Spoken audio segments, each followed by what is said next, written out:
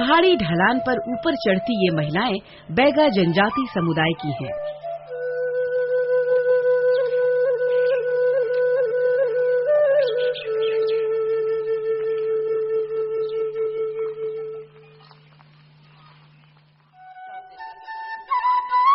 बैगा समुदाय मध्य प्रदेश की आदिम जनजातियों में से एक है, जिसका सघन निवास डिंडोरी जिले के बैगाचक क्षेत्र में पाया जाता है। बैगाचक जो है वो 3 ब्लॉक के मिला के 52 गाँव में जुड़ा हुआ है, जिसमें बजाक, करंजिया और समनापुर ब्लॉक जो है वो के अंतर्गत ये गांव आते हैं। और ये बैगा बाहुल्य क्षेत्र है। यहाँ बैगा मुख्य रूप से बैगा जनजाति की जो सबसे पिछड़ी जनजाति मानी जाती है वो यहाँ निवास करते हैं, और उनके साथ फिर गोंड और अन्य जनजाति के लोग भी एक साथ रह के और अपना जीवन यापन यहाँ पे करते हैं। पारंपरिक तौर पर बैगा जनजाति समुदाय आजीविका के लिए जंगल पर आश्रित रहे हैं। बैगा जनजाति के लोग एक वनवासी जीवन जीने वाले लोग थे, जो वन उनके एक आजीविका का मुख्य साधन था। यहाँ तक देखिए कि 4 चिरौंजी, लाख, गोंद, तीखुर और भी जो कंदमूल वगैरह होते थे, तो उनको केवल शुक्रवार को वहाँ बाजार लगता था और नमक के बदले में उनको दिया जाता था। आसपास के जंगल नष्ट हुए और आजीविका के संसाधन भी कम होते चले गए। आजीविका के संसाधनों के कमी का अभाव इनकी सामाजिक, आर्थिक और राजनैतिक जीवन पर विपरीत रूप से पड़ा। विकास की दौड़ में पिछड़कर हाशिए पर आ चुके ये लोग 2 दशक पहले से बुनियादी जरूरतों के लिए भी संघर्ष करते आ रहे थे। कुछ वर्षों पहले तक गांव की इन गलियों में सन्नाटा पसरा रहता था, लेकिन अब महिलाओं के संवेद स्वरों में आनंद के गीत फूटते हैं।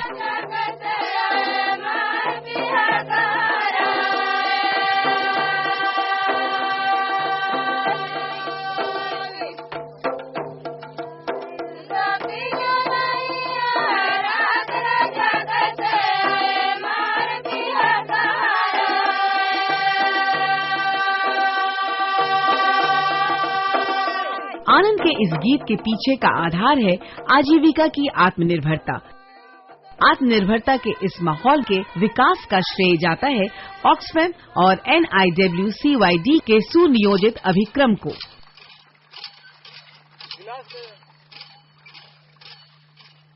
विगत 1 दशक से ऑक्सफैम की सहायता से NIWCYD डिंडोरी जिले के 24 गांवों में बैगा एवं गोंड जनजातियों के बीच आजीविका की समस्या पर कार्य कर रहा है। आजीविका ये आदिवासी क्षेत्र के लिए प्रमुख प्रश्न है, और उसको जब तक हम एड्रेस नहीं करेंगे तब तक बाकी की समस्या, चाहे वो शिक्षा का प्रश्न हो, महिलाओं का प्रश्न हो, मजदूरी का प्रश्न हो, या लोगों के संगठन के निर्माण की जो बात है, इस आजीविका के प्रश्न को प्राथमिकता देते हुए ही हम आगे उभार सकते हैं। लोगों के जीवन में परिवर्तन लाने के लिए संस्था ने सुनियोजित रणनीति के तहत कई कार्यक्रमों को जमीन पर उतारने का प्रयास किया। जन संगठन निर्माण एवं क्षमता वर्धन, भूमि संवर्धन एवं जल संग्रहण, ग्राम सभा सशक्तिकरण, स्वयं सहायता समूह व आर्थिक गतिविधियां, महिला सशक्तिकरण, सरकार के साथ एडवोकेसी। संस्था के हस्तक्षेप से बैगा समुदाय ने अपने घर के आसपास के खेत व बारी में विभिन्न प्रकार के फसलों को उगाना शुरू किया।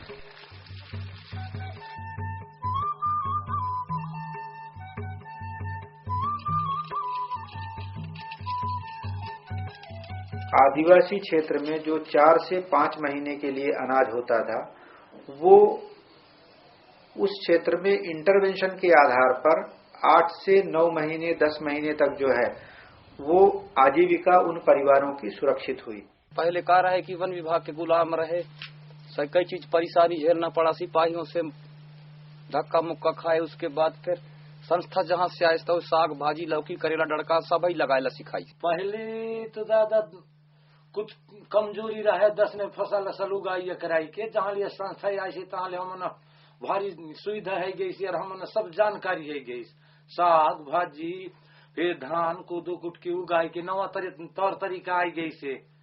अपने को बहुत से पैदा हो जाते हैं तो साल भर हमारा चल लेता है खाने पीने के लिए। जैसे इनकी जो मेड़बंधान जमीन जंगल से संबंधित इनका जो कार्य है वो भी लोगों को काफी इनके आने से गाटर बांध और मेड़बंधान हुआ है, उसमें भी लोगों के जो रोजी स्तर है जो फसल का उसमें थोड़ा बढ़ोतरी हुआ है।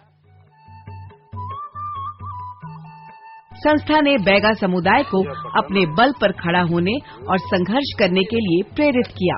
हम कोई विकास के काम करने के लिए कोई पैकेज लेके नहीं जा रहे हैं। हम इस क्षेत्र की समस्या को देखेंगे, सीखेंगे और उसको सीख के उसके साथ आगे बढ़ेंगे, उस कम्युनिटी के साथ जिनकी ये समस्याएं हैं, और उनको इतना स्ट्रांग करेंगे या उनको इतना ताकतवर करेंगे कि वो आगे चल के अपनी समस्याओं के समाधान के लिए खुद से प्रयासरत हो। गांव समुदाय को बीज व अनाज की उपलब्धता के क्षेत्र में आत्मनिर्भर बनाने के लिए संस्था ने गांव में ही बीज व अनाज कोष की नींव डाली। ये कोष राम कोठी के नाम से इतना लोकप्रिय हुआ कि अन्य गांवों में इसी तर्ज पर अन्य ग्राम कोष भी खोले गए। अनाज बीज कोष का तैयार समय में लोग क्या करते थे, दुगना रूप में कहीं बाहर से लेते थे। अगर वो 5 किलो लेते हैं तो उनके बदले में उनको 10 किलो भी देना पड़ता था।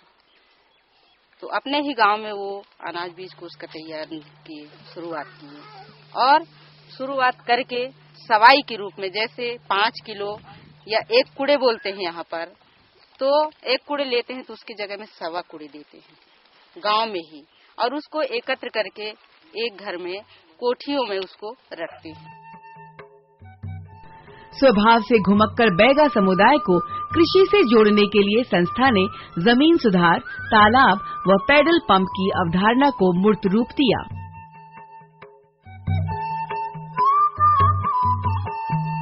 पानी तालाब से तो गेहूं में लेते हैं, मसूर में लेते हैं, चने में लेते हैं और बटरे में भी लेते हैं और धान में भी लेते हैं समय पर।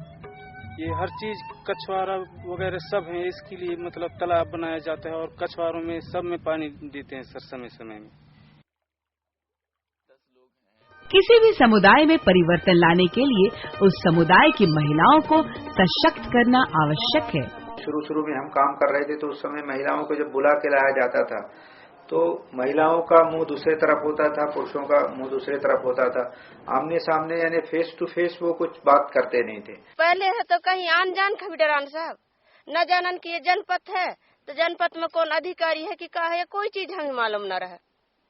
और अब है तो हम महिला जनपद चल देव, हम जनपद में जो भी काम रही तो हम सीओ साहब से कोई भी साहब से हम पूरे काम करा लेते।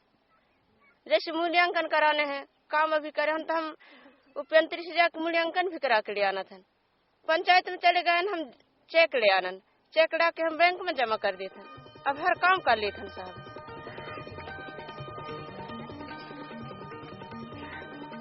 महिला सशक्तिकरण के लिए महिला स्वयं सहायता समूह का गठन शुरू किया गया। समूह के माध्यम से आय वृद्धि की विभिन्न गतिविधियां चलाई गई। इनमें बकरी पालन एक सफल उद्यम साबित हुआ।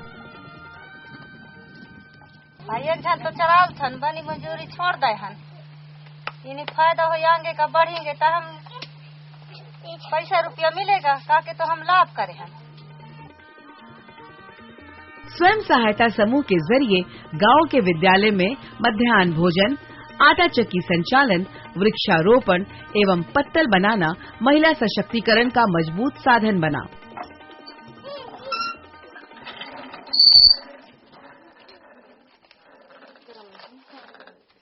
पहले पैसा हमारे पास नहीं थी सर, तो हम लोग सेठ के पास जाते रहे। फिर ये पास में चांदपुर है, वहाँ जाते रहे तो हम लोग 100 रुपये लाते रहे, उसके 100 रुपये की 10 रुपये ब्याज देते रहे। और अभी है हम समूह बना के कुछ पैसा है हमारे पास, तो समूह से पैसा उठाते हैं तो हम 3 रुपये सैकड़ा कर लिए, तो ये फायदा मिला है हमको। तो वो पैसा से हम सलाह से कर्जा उखावा मदद कर लेते हैं, उखावा खेत बाड़ी में भी काम कर लेते हैं। पहले हमारा मतलब कोई बोलने का अधिकार नहीं था, अब संगठन बनने के कारण आगे बढ़ेंगे तो अपने भविष्य को सुधारेंगे।